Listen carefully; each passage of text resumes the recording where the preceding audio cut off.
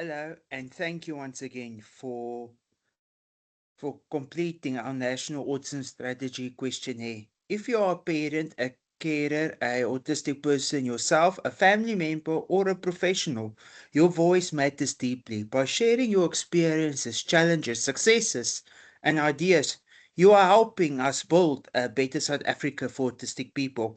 We know how busy life is, and we truly appreciate the effort you made to complete the survey.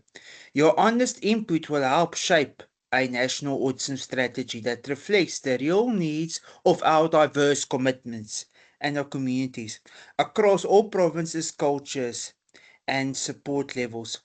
We are carefully reading every response. We will be in touch soon with updates on the results and next steps of this important work. To everyone who participated, thank you from the bottom of our hearts.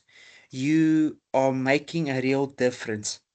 If you haven't shared the survey yet, please help us reach more people, help us reach more communities. Send it to your family, your WhatsApp groups, your church, your school, your workplace, and your community networks.